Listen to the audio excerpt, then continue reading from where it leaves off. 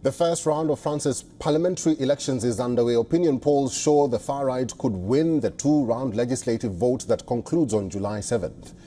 Here are some key facts about the election and what comes next.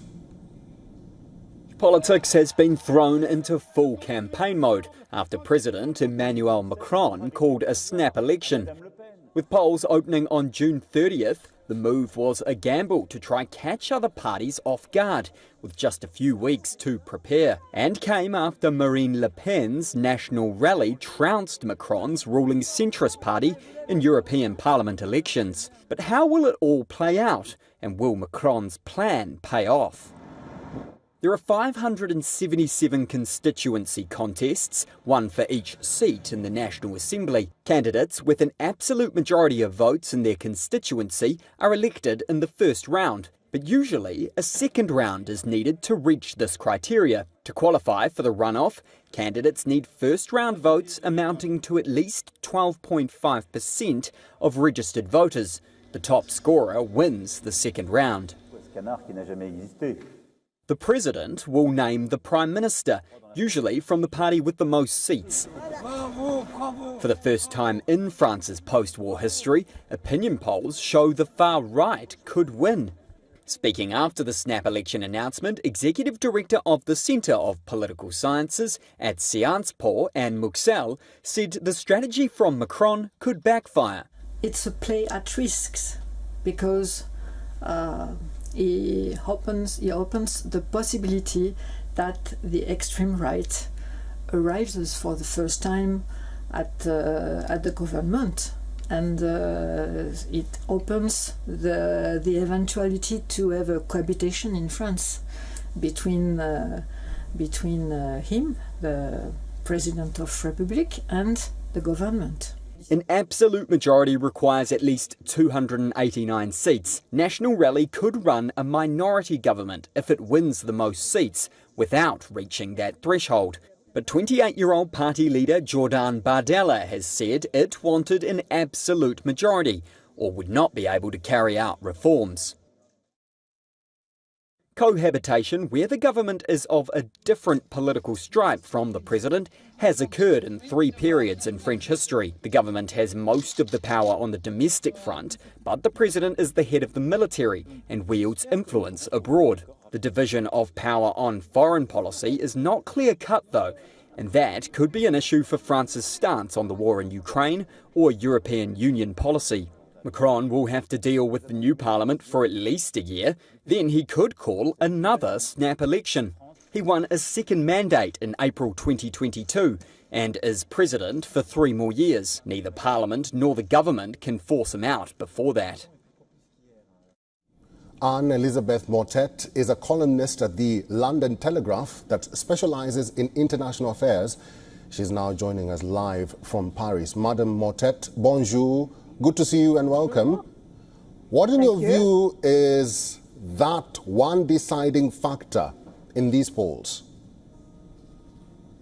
In this vote, I think essentially it's rejection of President Macron, which was hastened by the fact that he dissolved the National Assembly after the European elections vote. The European elections vote was not a national vote. It was a vote for our Euro MPs.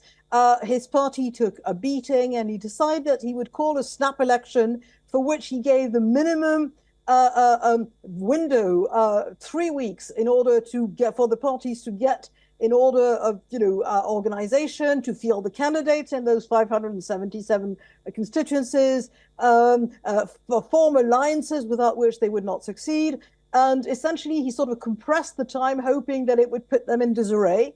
It has not worked, and it is the last straw and a large element of rejection. I heard your very good presenter explaining how Emmanuel Macron was re-elected in 2022. He has a majority in the House, but he didn't have a full majority. So every single bill he had to form a new alliance, a new ad hoc coalition to get this in, and he wanted a full majority again.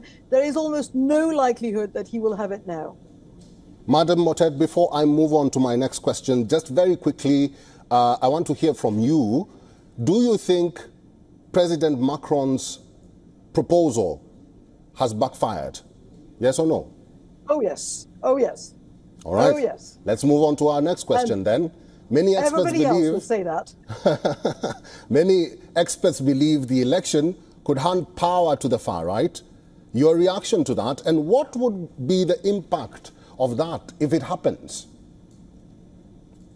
Well, first of all, it is likely. It is, it's not certain because it's a two system in which we vote for candidates, many candidates in those constituencies. There are 4,010 candidates in the 577 constituencies. And next week, you will have a face-off between two candidates. So sometimes if a third candidate gets more than 12.5% of the registered voters, they can join that. And then it becomes a triangular election where essentially the last candidate can spoil it for one of the two sides.